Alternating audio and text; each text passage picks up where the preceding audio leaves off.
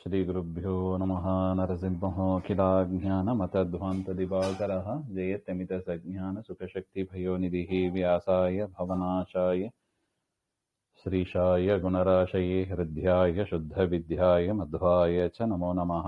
प्रथमो हनुमान् नाम द्वितीयो भीम एव च पूर्णप्रज्ञस्मृतियस्तु भगवत्कार्यसाधकः आपादमौलिपर्यन्तं गुरूणामाकृतिं स्मरेत् तेन विघ्नाः प्रणश्यन्ति सिद्ध्यन्ति च मनोरथाः।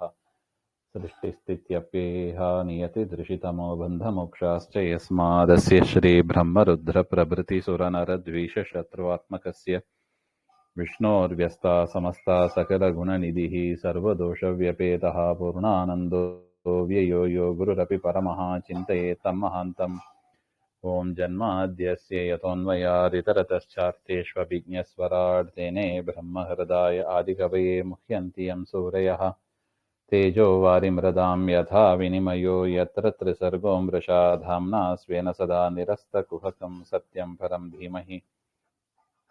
नारायणं नमस्कृत्य नरं चैव नरोत्तमं देवीं सरस्वतीं व्यासं ततो ग्रन्थमुदीरये। कृष्णाय वासुदेवाय हरये परमात्मने प्रणतः क्लेशनाशाय गोविन्दाय नमो नमः। ಶ್ರೀಮದ್ಭಾಗವತ ತೃತೀಯ ಸ್ಕಂದ ಪ್ರಥಮೋಧ್ಯಾಯದಲ್ಲಿ ಮೊದಲನೇ ಶ್ಲೋಕ. ಶ್ರೀಶುಕೋವಾಚ ಏವಮೇತತ್ ಪುರಾಪೃಷ್ಟೋ ಮೈತ್ರೇಯೋ ಭಗವಾನ್ ಕಿಲ ಕ್ಷತ್ರಾ ವನಂ ಪ್ರವಿಷ್ಟೇನ ತ್ಯಕ್ತ್ವಾ ಸ್ವಗೃಹಂ ವೃದ್ಧಿಮತ್.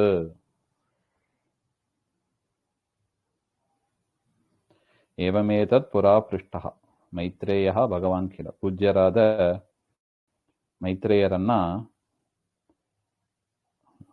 ಕ್ಷತ್ರ ಅಂದರೆ ವಿದುರನಿಂದ ಕೇಳಲ್ಪಟ್ಟಿದ್ರು. ಮೈತ್ರೇಯರು ಪ್ರಶ್ನಿಸಲ್ಪಟ್ಟಿದ್ರು. ಯಾರಿಂದ? ವಿದುರನಿಂದ.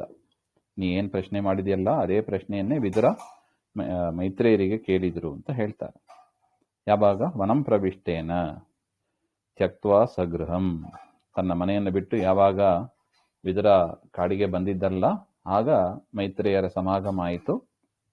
ಆಗ ಈ ನೀನ್ ಕೇಳಿದ ಪ್ರಶ್ನೆಯನ್ನೇ ವಿದುರ ಕೇಳಿದ್ದು ಅಂತ ಹೇಳ್ತಾರೆ. ಆಸೀದ್ ಯದ್ ಉದರಾತ್ ಪದ್ಮಂ ಇತ್ಯಾದಿನ ಪಾದ್ಮಕಲ್ಪಕಾಲ ಲಕ್ಷಣಾಧಿಕಂ ಯತ್ ಪರೀಕ್ಷಾ ಪೃಷ್ಟಂ ತಸ್ಯ ಸರ್ವಸ್ಯ ಉತ್ತರಂ ವಿದುರ ಮೈತ್ರೇಯ ಸಂವಾದ ಮುಖೇನೈವ ವಕ್ಷ್ಯಾಮಿ ಇತ್ಯಾಶಯೇನಾಹ.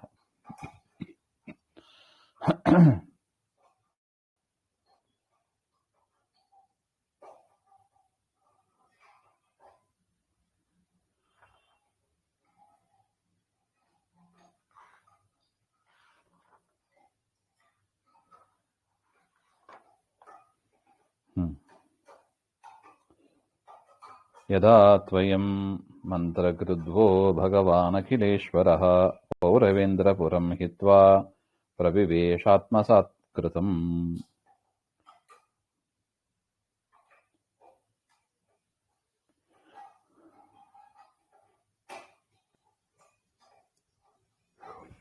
ಮಂತ್ರಕೃತ್ ಯಾವಾಗ ಪಾಂಡವರಿಗೆ ರಾಜ್ಯದಾನವನ್ನ ಮಾಡಬೇಕು ಅಂತ ವಿಚಾರವನ್ನ ಮಾಡತಕ್ಕ ವಿದುರ ಅಂತವನು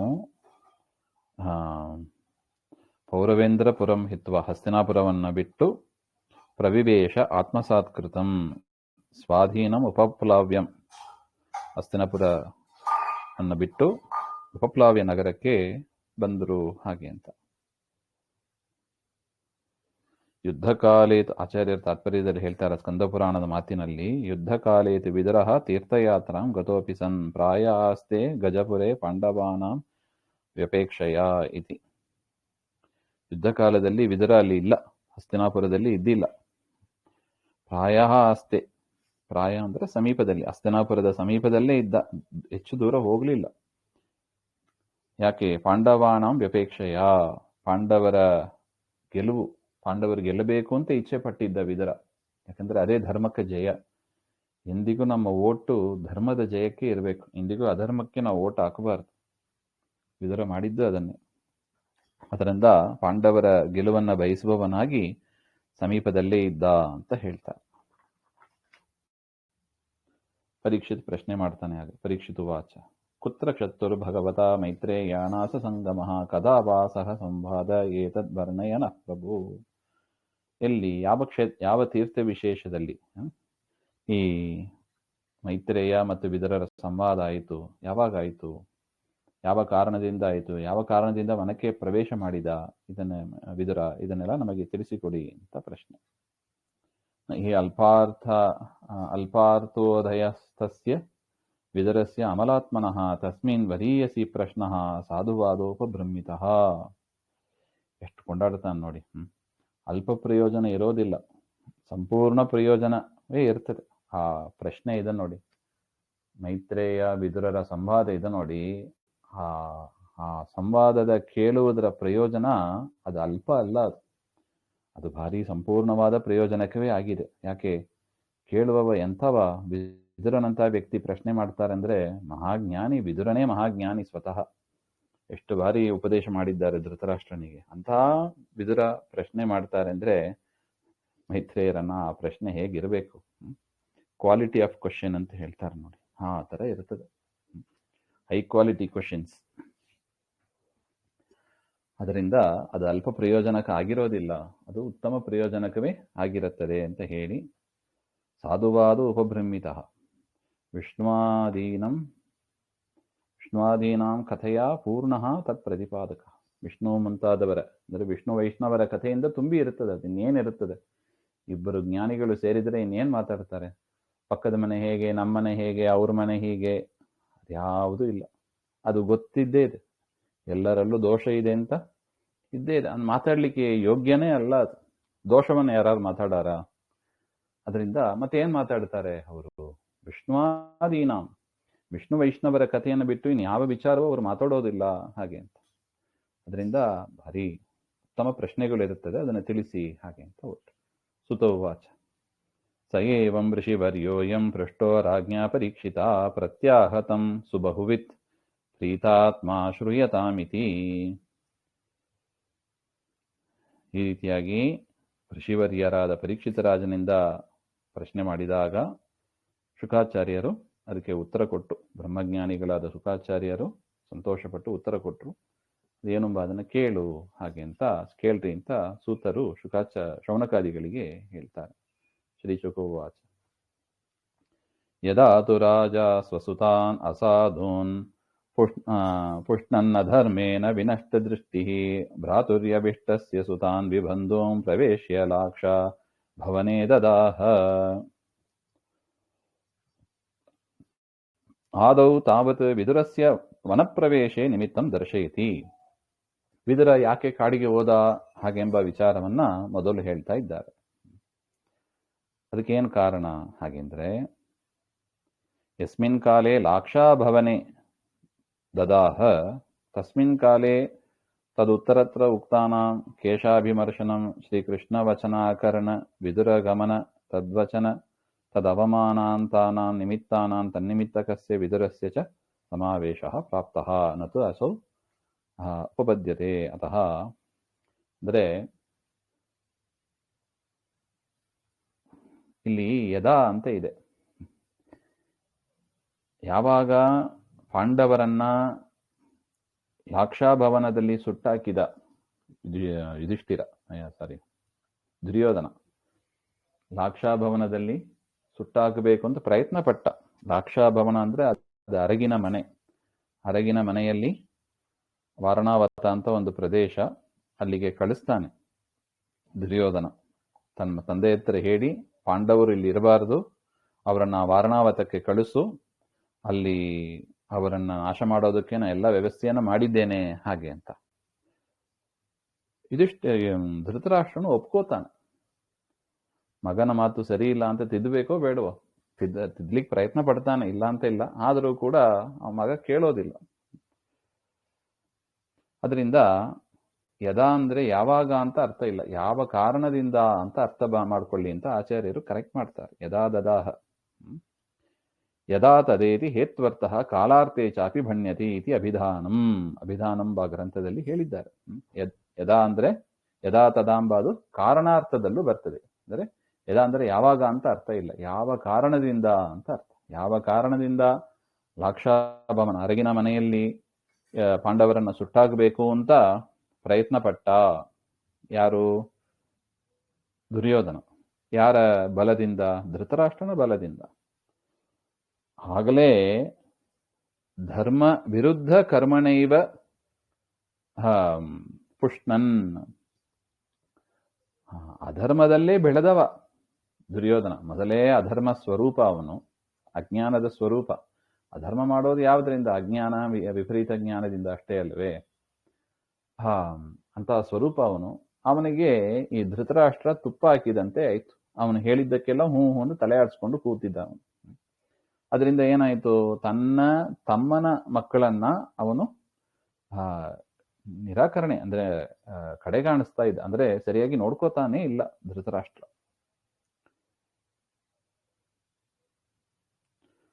ಆ ಕಾರಣದಿಂದ ಅಂತ ಮುಂದಕ್ಕೆ ಹೇಳ್ತಾರೆ. ಆ ಕಾರಣದಿಂದ ಏನು ಎಂಬುದನ್ನು ಮುಂದೆ ಹೇಳ್ತಾರೆ.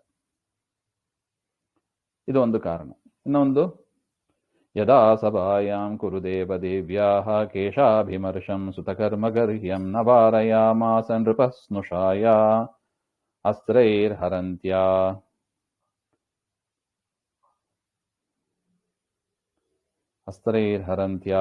ಕುಚಕುಂಕುಮಾನಿ. ಲಾಕ್ಷಾಗೃಹ ಅರಗಿನ ಮನೆಯಲ್ಲಿ ಪಾಂಡವರನ್ನು ಕಳಿಸುವಾಗಲೇ ನಿಲ್ಲಿಸಬೇಕಾಗಿತ್ತು. ಆಗಲೂ ಬಿಟ್ಟ. ಯಾರು? ಧೃತರಾಷ್ಟ್ರ. ಪುತ್ರ ಮೋಹದಿಂದ. ಯಾವ ಕಾರಣದಿಂದ ಬಿಟ್ಟನೋ ಆ ಕಾರಣದಿಂದ ಅಂತ ಆತ. ಇನ್ನು ಏನಾಯ್ತು? ಕುರುದೇವಿಯಾಹ ಕೇಶಾಭಿಮರ್ಶನಂ. ಯುಧಿಷ್ಠಿರನ ಮಡದಿ ಅಂದ್ರೆ ದ್ರೌಪದಿ ದೇವಿಯನ್ನ ಕೇಶಕ್ಕೆ ಕೈ ಹಾಕಿ ದುಶ್ಯಾಸನ ಯಾವಾಗ ಸಭೆಗೆ ಎಳ್ಕೊಂಡು ಬರ್ತಾನೆ, ಆಗಲೂ ಕೂಡ ಧೃತರಾಷ್ಟ್ರ ತಡೆ ಮಾಡಲಿಲ್ಲ. ಹಿಂಗೆ ಮಾಡಬೇಡ, ಕುರುದೇವ ದೇವಿಯವರು ಅಂದ್ರೆ ಮನೆಗೆ ಬಂದಿರುವ ಸೊಸೆ, ಅವ್ರನ್ನ ಹಿಂಗೆ ಮಾಡಬಾರದು ಹಾಗೆ ಅಂತ ದುಶ್ಯಾಸನಿಗೆ ಮಾತು ಹೇಳಬೇಕಾಗಿತ್ತು. ದುರ್ಯೋಧನ ಹೇಳಿದಾಗ್ಲೂ ಮಾಡಿಲ್ಲ. ದುಶ್ಯಾಸನ ತಪ್ಪು ಮಾಡಿದಾಗ್ಲೂ ಕೂಡ ಸುಮ್ಮನೆ ಇದ್ದ. ಅದರಿಂದ ಏನಾಯ್ತು? ಆ ಸೊಸೆಯ ಕಣ್ಣಿನಲ್ಲಿ ನೀರು ಅಂತಹ ಪರಿಸ್ಥಿತಿಗೆ ತಂದಿಟ್ಟ ಅಂತ ಹೇಳ್ತಾರೆ. ಆ ಕಾರಣ, ಯಾವ ಕಾರಣದಿಂದ ದ್ರೌಪದಿ ದೇವಿಗೆ ಅವಮಾನ ಆದಾಗ ತಡೆ ಮಾಡಲಿಲ್ಲ, ಆ ಕಾರಣದಿಂದ. ಅದು ಕೂಡ ಒಂದು ಕಾರಣ. ಆ ಕಾರಣದಿಂದ ಮುಂದೆ ಉಪದೇಶ ಮಾಡ್ತಾನೆ. ನೀನು ಪಾಂಡವರಿಗೆ ರಾಜ್ಯವನ್ನು ಕೊಟ್ಟು ಬಿಡು, ಅದೇ ಉತ್ತಮ, ದುರ್ಯೋಧನನ್ನ ಬಿಟ್ಟು ಬಿಡು ಹಾಗೆ ಅಂತ ಮುಂದೆ ಹೇಳ್ತಾನೆ. ಮುಂದೆ ಬರುತ್ತದೆ ಅದು. ಯಾಕೆ ಆ ರೀತಿಯಾಗಿ ವಿದುರ ಹೇಳಿದ ಅದಕ್ಕೆ ಇಷ್ಟೆಲ್ಲ ಕಾರಣ ಕೊಡ್ತಾರೆ.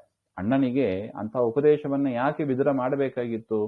ಪಾಂಡವರಿಗೆ ರಾಜ್ಯ ಕೊಡಬೇಕು, ದುರ್ಯೋಧನಾದಿಗಳನ್ನ ಬಿಟ್ಟು ಬಿಡು, ಅವ್ರ ಮಕ್ಕಳೇ ಅಲ್ಲ ಅವರು, ನಿನ್ನ ಕುಲನಾಶಕರವರು, ಅದರಿಂದ ಅವರನ್ನ ಬಿಟ್ಟು ಬಿಡು ಹಾಗೆ ಅಂತ ಮುಂದೆ ಉಪದೇಶ ಮಾಡ್ತಾನೆ.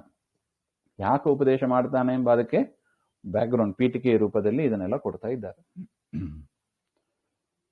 ಮತ್ತು ದ್ಯೂತೆ ತ್ವಧರ್ಮೇನ ಜಿತಸ್ಯ ಸಾಧೋಃ ಸತ್ಯಾವಲಂಭಸ್ಯ ವನಾಗತಸ್ಯ ನ ಯಾಚಿತೋದಾತ್ ಸಮಯೇನ ದಾಯಂ ತಮೋಜುಷಾನೋ ಯದಚಾತ ಶತ್ರೋಃ. ಇನ್ನು ಜೂಜಾಟದಲ್ಲಿ ಅದು ಮೊದಲೇ ಅಧರ್ಮ. ಅದು ಅಧರ್ಮದಲ್ಲೇ ದುರ್ಯೋಧನಾದಿಗಳು ಪಾಂಡವರ ರಾಜ್ಯವನ್ನ, ಸಂಪತ್ತನ್ನ ಎಲ್ಲವನ್ನು ಕಿತ್ತುಕೊಂಡದ್ದು. ಅದನ್ನು ವಿದುರ ಹೇಳ್ತಾನೆ, ಕೇಳಿಲ್ಲ, ಬಿಟ್ಟು ಬಿಡು ಅಂತ, ಕೊಟ್ಟು ಬಿಡು ಅಂತ. ಸರಿ ಆಯ್ತು. ಪಾಂಡವರು 12 ವರ್ಷ ವನವಾಸ, 1 ವರ್ಷ ಅಜ್ಞಾತವಾಸ ಮುಗಿಸಿ ಬಂದರು. ಮತ್ತೆ ಆದರೂ ವಾಪಸ್ ಕೊಡ್ಬೇಕಲ್ಲೋ. ಆಗಲೂ ದುರ್ಯೋಧನಾದಿಗಳು ರಾಜ್ಯವನ್ನು ಕೊಡ್ಲಿಕ್ಕೆ ತಯಾರಿಲ್ಲ. ಆಗಲಾದರೂ ಧೃತರಾಷ್ಟ್ರ ಹೇಳಬೇಕೋ ಬೇಡವೋ? ಅವರಿಗೆ ಸಂಬಂಧವಾದದನ್ನ ಅವರಿಗೆ ಎಷ್ಟು ಕೊಡಬೇಕೋ ಅಷ್ಟು ಕೊಟ್ಟು ಬಿಡು ಹಾಗೆಂತ ಹೇಳಬೇಕೋ ಅಲ್ಲೋ? ಆಗಲೂ ಮಕ್ಕಳನ್ನ ಕರೆಕ್ಟ್ ಮಾಡಿಲ್ಲ. ನೋಡಿ, ಮಕ್ಕಳು ಮಾಡುವ ತಪ್ಪಿಗೆ ತಂದೆ ತಾಯಿಯರು ಪ್ರೋತ್ಸಾಹ ಕೊಡಬಾರದು ಎಂಬ ಅದನ್ನ ಭಾಗವತ ಮತ್ತೆ ಮತ್ತೆ ತಿಳಿಸಿಕೊಡ್ತಾ ಇದೆ. ಇದು ಎಷ್ಟು ನಾನಾ ಬಗೆಯ ತಪ್ಪುಗಳು ಮಾಡಿದರೂ ಕೂಡ ಧೃತರಾಷ್ಟ್ರ ಯಾಕೆ ಸುಮ್ಮನೆ ಇದ್ದ? ಮನೆಯ ತಂದೆ ತಾಯಿಯರು ಮಕ್ಕಳು ತಪ್ಪು ಮಾರ್ಗದಲ್ಲಿ ನಡೆದಾಗ, ಅಧರ್ಮ ಮಾರ್ಗದಲ್ಲಿ ನಡೆದಾಗ ಸುಮ್ಮನೆ ಇರಬಾರ್ದು. ಫಸ್ಟ್ ತಂದೆ ತಾಯಿಗಳಿಗೆ ಗೊತ್ತಿರಬೇಕು ಯಾವುದು ಧರ್ಮ ಮಾರ್ಗ, ಯಾವುದು ಅಧರ್ಮ ಮಾರ್ಗ, ಯಾವುದನ್ನು ಓದಬೇಕು, ಯಾವುದನ್ನು ಓದಬಾರದು, ಯಾವುದು ಮಾಡಬೇಕು, ಯಾವುದು ಮಾಡಬಾರದು. ಮೊದಲು ತಂದೆ ತಾಯಿಗಳಿಗೆ ಕ್ಲಾರಿಟಿ ಇರಬೇಕು. ಕ್ಲಾರಿಟಿ ಇಲ್ಲ ಅಂದ್ರೆ ಭಾಗವತಾದಿಗಳನ್ನ ಕೇಳಿ ಯಾರು ತಿಳ್ಕೋಬೇಕು. ಮಾಡಿ ತಾವು ಕರೆಕ್ಟ್ ಮಾಡಿಕೊಂಡು ಫ್ಯಾಮಿಲಿ ಮೆಂಬರ್ಸ್ ಅನ್ನು ಕೂಡ ಕರೆಕ್ಟ್ ಮಾಡುವ ಜವಾಬ್ದಾರಿ ತಂದೆ ತಾಯಿಯರಿಗೆ ಇದೆ. ಅದನ್ನೇ ಭಾಗವತ ತಿಳಿಸ್ತಾ ಇದೆ. ಆದ್ರೆ ಧೃತರಾಷ್ಟ್ರ ಇದು ಯಾವುದನ್ನು ಮಾಡಿಲ್ಲ. ನೋಡಿ, ಹೊರಗೂ ಕುರುಡು, ಕಣ್ಣು ಕಾಣಿಸ್ತಾ ಇಲ್ಲ, ಒಳಗೂ ಕೂಡ ಕುರುಡನಾಗಿದ್ದಾನೆ. ಎರಡು, ಒಳಗೂ ಹೊರಗೂ ಎರಡು ಕುರುಡನಾಗಿದ್ರೆ ಗತಿ ಏನು ಮುಂದೆ ಎಂಬ ಅದಕ್ಕೆ ಧೃತರಾಷ್ಟ್ರನೇ ನಿದರ್ಶನ ನೋಡಿ. ಅದರಿಂದ ತಾಮಸ ಪುತ್ರ ಆಸಕ್ತ, ತಾಮಸ ಪುತ್ರನಲ್ಲಿ ಆಸಕ್ತನಾಗಿ, ದುರ್ಯೋಧನಾದಿಗಳಲ್ಲಿ ಆಸಕ್ತನಾಗಿ ಯುಧಿಷ್ಠಿರಿಗೆ ಪಾಂಡವರಿಗೆ ಸಿಗಬೇಕಾದ ರಾಜ್ಯವನ್ನ ಕೊಟ್ಟಿಲ್ಲ. ಅದು ಧೃತರಾಷ್ಟ್ರನದ್ದು ತಪ್ಪಿದೆ ಅಂತ. ಇನ್ ಯದಾರ್ಥುಪಾರ್ಥ ಪ್ರಹಿತಃ ಸಭಾಯಾಂ ಜಗದ್ಗುರುರ್ ಯಾನಿ ಜಗಾದ ಕೃಷ್ಣಃ ನತಾನಿ ಪುಂಸಾಂ ಅಮೃತಾಯನಾನಿ ರಾಜಾನುಮೇನೆ ಹೃತಪುಣ್ಯಲೇಶಃ. ಆ ಸಂದರ್ಭದಲ್ಲೂ ಮಾಡಿಲ್ಲ. ಮತ್ತೆ ಕೃಷ್ಣ ತಾನೇ ಪಾಂಡವರು ಕಳಿಸಿದರು ಅಂತ ದೂತಕ್ಕೆ ಬಂದ. ಆ ಕೃಷ್ಣನ ಮಾತನ್ನ ಕೇಳಿಯಾದರೂ ಪಾಂಡವರಿಗೆ ರಾಜ್ಯ ಕೊಡಬೇಕು ಅಲ್ಲೋ. ಸ್ವತಃ ಬುದ್ಧಿ ಇರಬೇಕು, ಬೇರೆಯವರು ಹೇಳಿಯಾದರೂ ಬುದ್ಧಿ ಇರಬೇಕು. ಬೇರೆಯವರು ಬಿಡಿ, ಪರಮಾತ್ಮನೇ ಸ್ವತಃ ಹೇಳ್ತಾನೆ, ಕೃಷ್ಣನೇ ಬಂದು ಹೇಳ್ತಾನೆ. ಕೃಷ್ಣನ ಮಾತಿಗೂ ಬೆಲೆ ಕೊಡದೆ ಇನ್ನೇನ್ ಮಾಡ್ತೀನಿ ನೀನು ಹಾಗೆ ಅಂತ ಪ್ರಶ್ನೆ. ಯಾನಿ ಜಗಾದ ಕೃಷ್ಣ, ಕೃಷ್ಣ ಹೇಳಿದ್ದನ್ನ ತನಗೆ ಅನುಕೂಲ ಅಂತ ಅವನ ತಿಳಿದಿಲ್ಲ.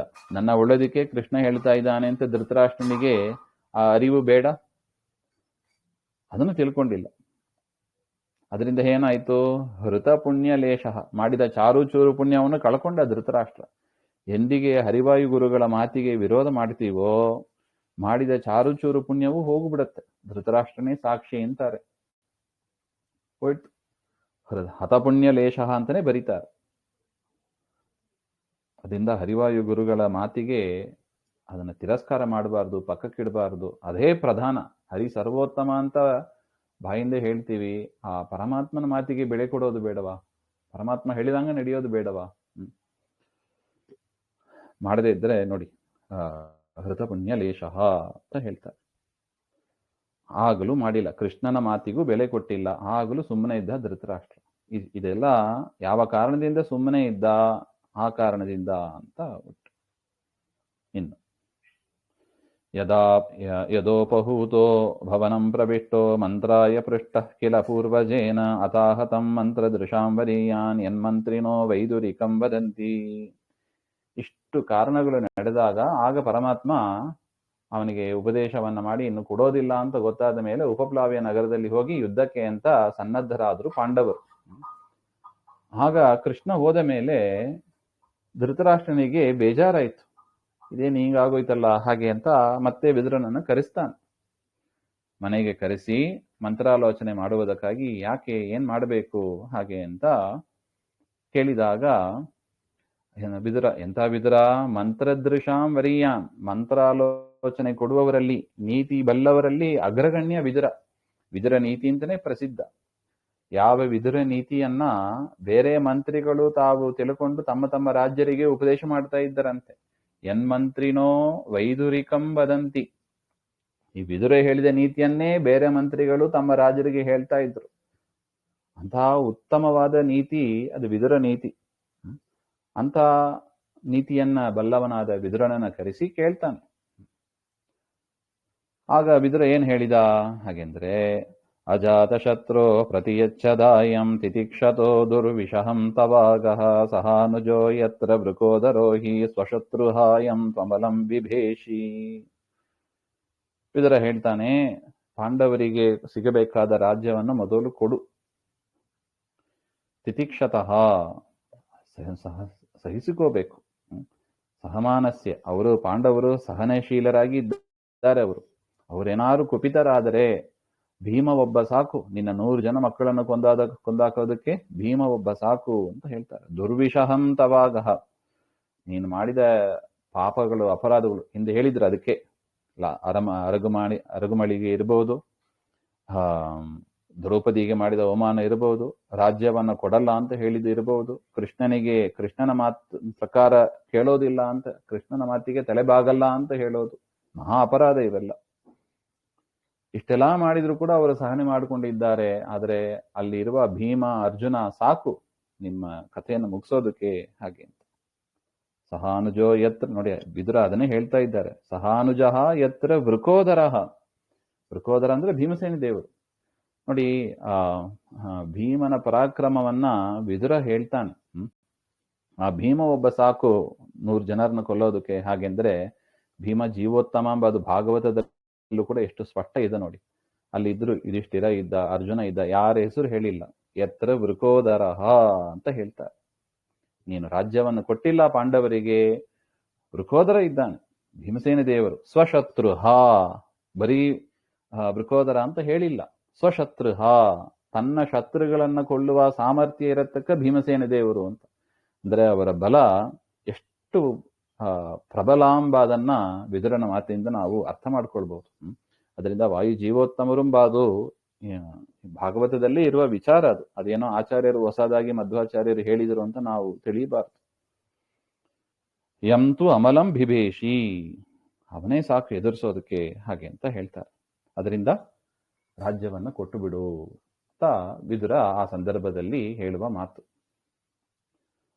ಯದಾತು ಪಾರ್ಥಾನ್ ಭಗವಾನ್ ಮುಕುಂದೋ ಗೃಹೀತವಾನ್ ಸಕ್ಷಿತಿ ದೇವದೇವಃ ಆಸ್ತೆ ಸ್ವಪುರ್ಯಾಂ ಯದು ದೇವದೇವೋ ವಿನಿರ್ಜಿತಾಶೇಷ ನೃದೇವದೇವಃ.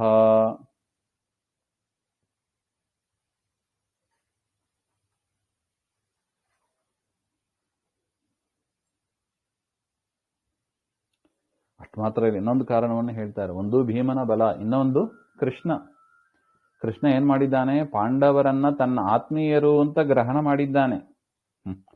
ಆ ಕೃಷ್ಣನನ್ನು ಸಾಮಾನ್ಯ ನೋಡಿ, ಮೊದಲು ವಾಯು ಜೀವೋತ್ತಮ ಹೇಳಿದ್ರು ನೋಡಿ, ಕೃಷ್ಣ ಸರ್ವೋತ್ತಮ ಬಾದನ ಇಲ್ಲಿ ಹೇಳ್ತಾ ಇದ್ದಾರೆ ನೋಡಿ. ಯದಾದು ಪಾರ್ಥಾನ್ ಭಗವಾನ್ ಮುಕುಂದ, ಮೋಕ್ಷವನ್ನು ಕೊಡತಕ್ಕ ಪರಮಾತ್ಮ ಮುಕುಂದ ಯಾವ ಕಾರಣದಿಂದ ಪಾಂಡವರನ್ನ ತನ್ನವರು ಅಂತ ಮಾಡ್ಕೊಂಡ್ ಬಿಟ್ಟಿದ್ದಾನೆ. ಸ ಕ್ಷಿತಿದೇವ ದೇವ, ಅದು ಎಲ್ಲರಿಗೂ ಅನುಕೂಲವಾಗಿ ಇರತಕ್ಕವ. ಬ್ರಾಹ್ಮಣರು, ಇಂದ್ರಾದಿ ದೇವತೆಗಳು, ಅವರೆಲ್ಲರ ಅನುಗ್ರಹವೂ ಕೂಡ ಪಾಂಡವರಲ್ಲಿ ಇದೆ. ಅಷ್ಟು ಬ್ರಾಹ್ಮಣರ, ದೇವತೆಗಳ, ಕೃಷ್ಣನ ಅನುಗ್ರಹಕ್ಕೆ ಪಾತ್ರರಾದವರು ಪಾಂಡವರು. ಸುಮ್ಮನೆ ಅವರನ್ನ ಎದುರಾಕ್ಸ್ಕೋಬೇಡ. ಅವರು ಎಲ್ಲಿದ್ದಾರೆ, ಆಸ್ತೆ ಸ್ವಪುರ್ಯಾಂ ಅಂತ ಕೃಷ್ಣ ಉಪಪ್ಲಾವ್ಯ ನಗರದಲ್ಲಿ ಇದ್ದಾನೆ. ಯಾದವಾನಾಂ ದೇವಃ ಯದು ದೇವದೇವಃ ಅಂತ. ವಿನಿರ್ಜಿತ ಶೇಷ ನೃದೇವ ದೇವಃ, ಎಲ್ಲರನ್ನು ಗೆದ್ದವ. ಭೂಮಿಯಲ್ಲಿ ಯಾರ್ಯಾರು ರಾಜರು ಅಂತ ಇದ್ದಾರೆ ಎಲ್ಲವನ್ನೂ ಗೆದ್ದ ಕೃಷ್ಣ ಉಪಪ್ಲಾವ್ಯ ನಗರದಲ್ಲಿ ಪಾಂಡವರನ್ನ ತನ್ನವರು ಅಂತ ಮಾಡಿಕೊಂಡು ಇದ್ದಾನೆ. ಅದರಿಂದ ಸುಮ್ಮನೆ ಹರಿವಾಯು ಗುರುಗಳನ್ನ ವಿರೋಧ ಮಾಡ್ಕೋಬೇಡ ಅಂತ ಧೃತರಾಷ್ಟ್ರನಿಗೆ ಹೇಳುವ ಉಪದೇಶ. ಸ ಏಷೋ ದೋಷಃ ಪುರುಷದ್ವಿಡಾಸ್ತೆ ಗೃಹಂ ಪ್ರವಿಷ್ಟೋ ಯಮಪತ್ಯಮತ್ಯ ಪುಷ್ಣಾಸಿ ಕೃಷ್ಣ ವಿಮುಖೋ ಗತಶ್ರೀ ತ್ಯಜಾಶ್ವಥೈನಂ ಕುಲಕೌಶಲಾಯ. ಅಲ್ಲ, ಇವನು ಎಲ್ಲಿ ಬಿಡ್ತಾನೆ, ಇವನು ದುರ್ಯೋಧನ ಬಿಡೋದಿಲ್ಲಲ್ಲ. ಹಾಗೆಂದ್ರೆ ಫಸ್ಟ್ ದುರ್ಯೋಧನ ಆ ಫಾಲೋಯರ್ಸ್ ಅನ್ನ ಮೊದಲು ಹೊರಗಾಕು.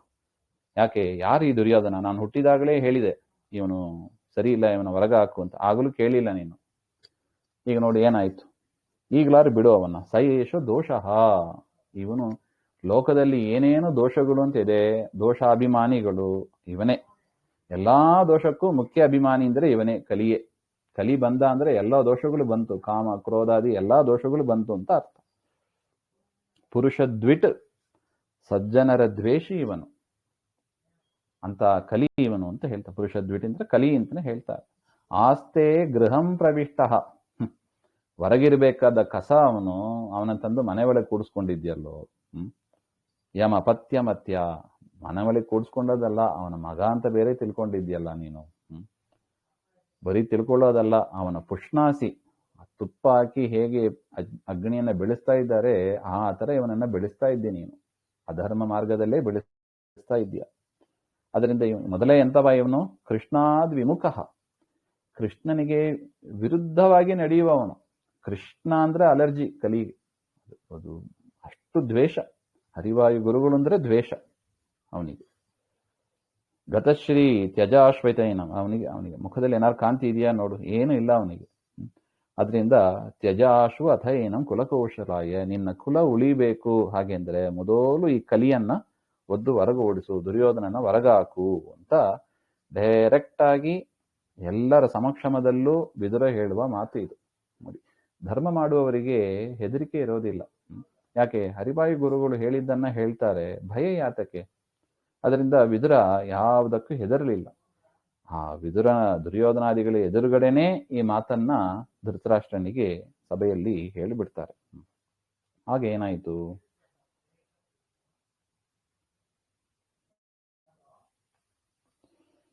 ಇತ್ಯೂಚಿವಾಂಸ್ತತ್ರ ಸುಯೋಧನೇನ ಪ್ರವೃದ್ಧಕೋಪಸ್ಫುರಿತಾಧರೇಣ ಅಸತ್ಕೃತಃ ಸತ್ ಸ್ಪೃಹಣೀಯಶೀಲಃ ಕ್ಷತ್ತಾ ಸಕರ್ಣಾನುಜಸೌಬಲೇನ.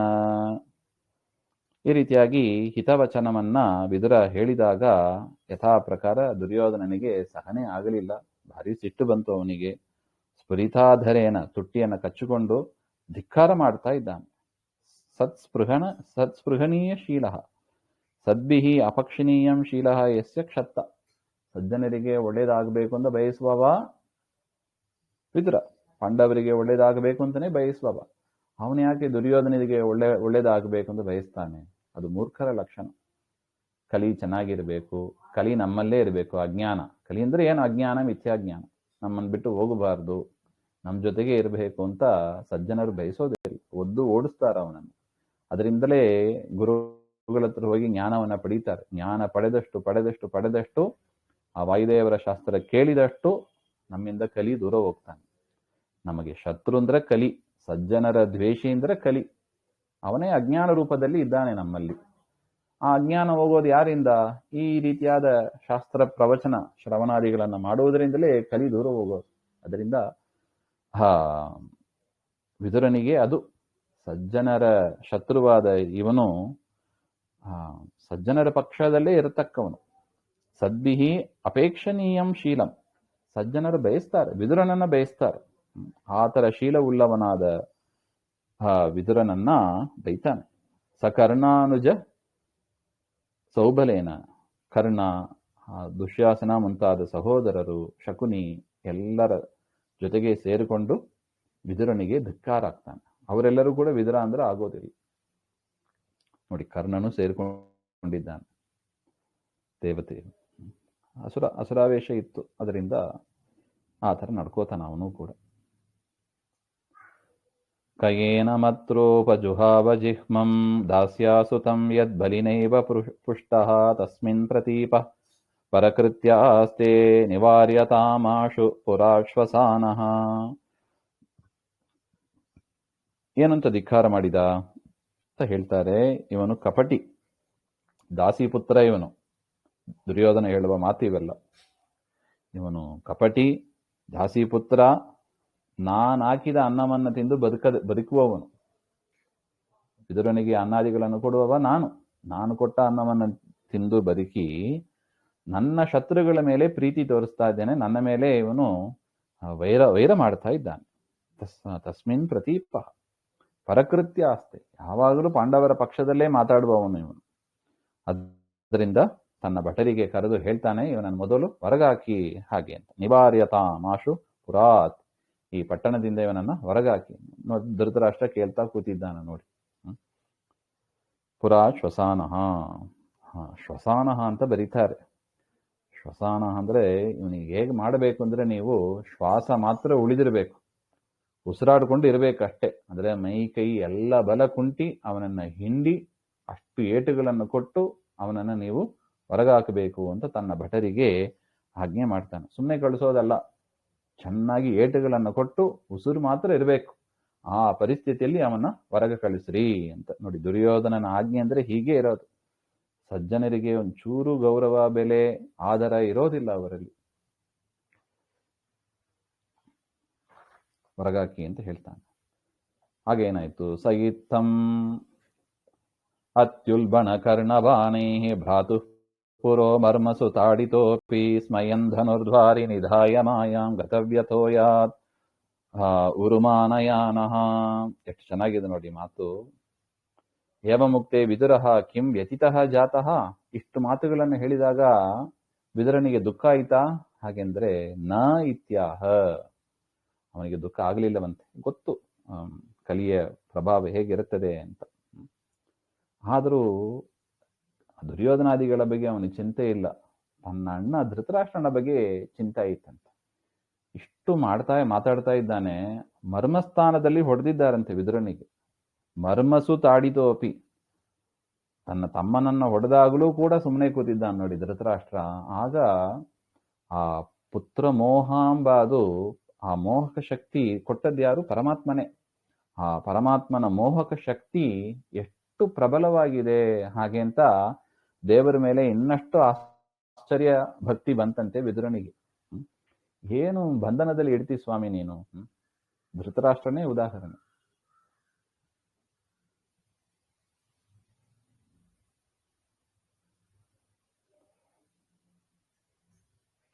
ದಾಸರು ಹೇಳ್ತಾರೆ ನೋಡಿ, ಗೋಪಾಲದಾಸರು, ಏಕೆ ಮಮತೆ ಕೊಟ್ಟು ಧನಿಸುವಿ ರಂಗ. ನಾನು ನನ್ನದು ಹಾಗೆಂತ ಈ ಮಮತೆ ಇದೆ ನೋಡಿ, ಎಷ್ಟು ಚೆನ್ನಾಗಿ ಕಟ್ಟಿ ಆಗ್ತದೆ ನೋಡಿ. ಸಜ್ಜನರನ್ನ ಹೊರಗೆ ಕಳಿಸಿದರೂ ಕೂಡ ಸುಮ್ಮನೆ ಇರುತ್ತೆ. ಅಲ್ಲಿ ಕೈಕೇಯಿಗೂ ಹಾಗೆ ಆಯ್ತು ರಾಮಾಯಣದಲ್ಲಿ. ರಾಮನನ್ನೇ ಹೊರಗೆ ಕಳಿಸ್ತಾರೆ.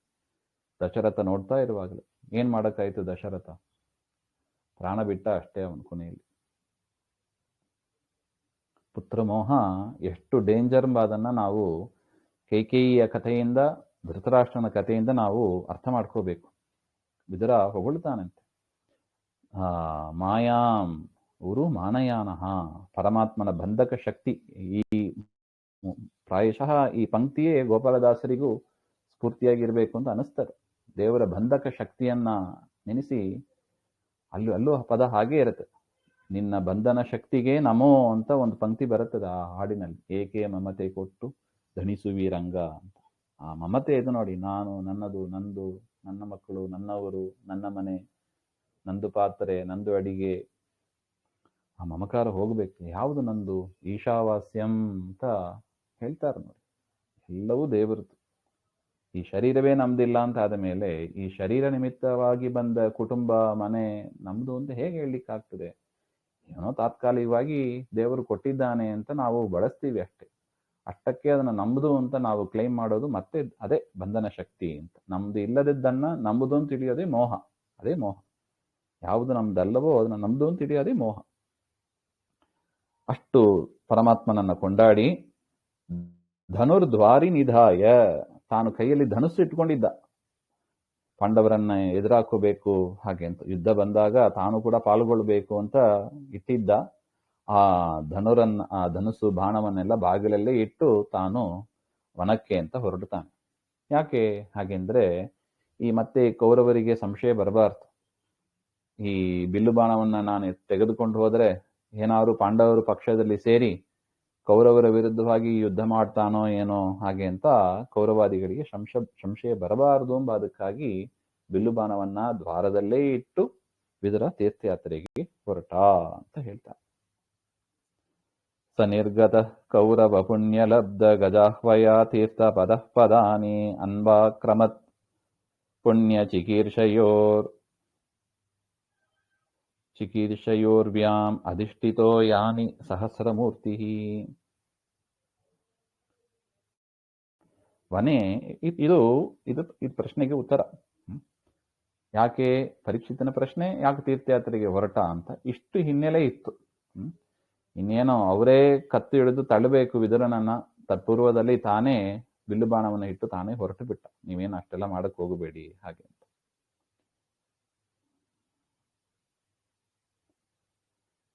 ಏನು ವನದಲ್ಲಿ ಸುಮ್ಮನೆ ವ್ಯರ್ಥವಾಗಿ ಕಾಲ ಕಳೆದನ ವಿದುರ ಹಾಗೆ ಅಂತ ಹೇಳಿದರೆ ಇಲ್ಲ ಅಂತ.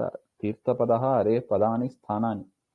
ಪರಮಾತ್ಮನ ತೀರ್ಥಯಾತ್ರೆ ಅಂದರೆ ಅದು ಏನೋ ಪಿಕ್ನಿಕ್ ಅಲ್ಲ, ಅದು ಟೂರಿಸಂ ತರ ಅಲ್ಲ. ಅದು ಏನೋ ಸಂತೋಷಕ್ಕಾಗಿ ಹೋಗುವ ಅದು ಅಲ್ಲ ತೀರ್ಥಯಾತ್ರೆ. ಅಲ್ಲಿ ಇರುವ ಕ್ಷೇತ್ರಗಳನ್ನ ಪರಮಾತ್ಮನ ಹರೇ ಸ್ಥಾನಾನಿ ಅಂತ ಬರೀತಾರೆ. ಪರಮಾತ್ಮನ ಕ್ಷೇತ್ರಗಳಿಗೆ ಹೋಗೋದೇ ತೀರ್ಥಯಾತ್ರೆ. ಪರಮಾತ್ಮನ ಮಂದಿರ ಇರಬೇಕು ಅಲ್ಲಿ.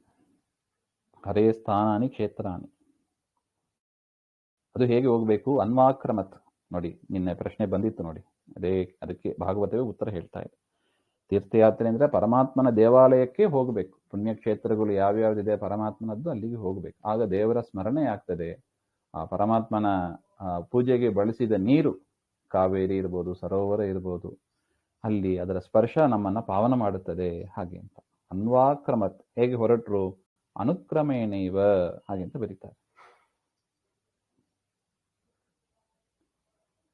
ಅಂದರೆ ಕ್ರಮ ಪ್ರಕಾರವಾಗಿ ಅವರು ಹೋದರು ಅಂತ ಹೇಳ್ತಾ ಇದ್ದಾರೆ.